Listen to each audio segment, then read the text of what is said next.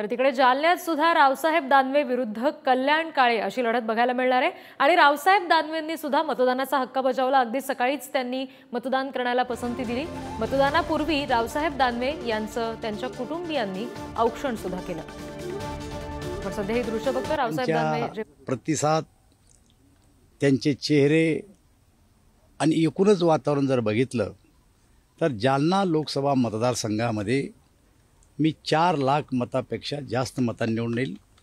कारण मागची निवडणूक मी 3.5 लाख मतांना जवळपास जिंकलो होतो।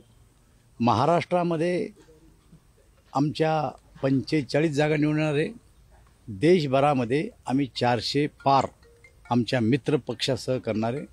त्यामुळं या देशाचे प्रधानमंत्री तिसऱ्यांदा नरेंद्र मोदी होणार आहे। राज्यात आज 11 लोकसभा मतदारसंघासाठी निवडणूक पार पडते। त्यापैकी एक महत्त्वाचं म्हणजे जालना आहे आणि जालन्याचे जे उमेदवार आहेत रावसाहेब दानवे, त्यांचं कुटुंब आहे आपल्यासोबत भोकरदनमध्ये। काय सांगाल, गेले 15-20 दिवस जो काही प्रचार तर झाल्याचा आहे, मात्र तयारी पूर्वीपासूनच होती?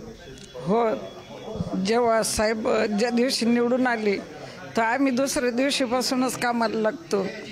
तर 5 वर्ष आमचा प्रचार सुरू राहतो। त्याच्यामुळं एवढी काही प्रचाराची हे नाही आणि कार्यकर्ते सुद्धा आमचे दुसऱ्या दिवशीपासूनच तयारीला लागते। त्यांना पण मी खूप खूप शुभेच्छा देते। 5 वर्षाचा म्हणजे 5 टर्मचा अनुभव आहे, 6व्यांदा उतरलेले आहेत। कुटुंब म्हणून काय वाटतंय मुलगा?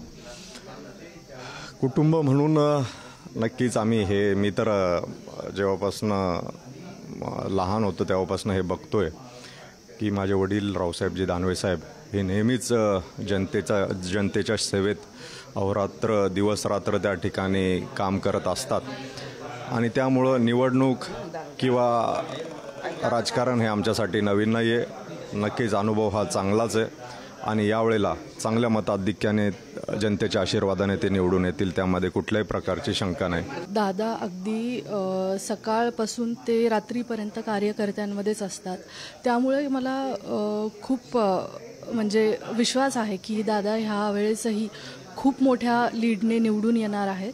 कॅमेरामन मंगेश हस्तकसह जितेंद्र शिंगाडे, पुढारी न्यूज, भोकरदन, जालना।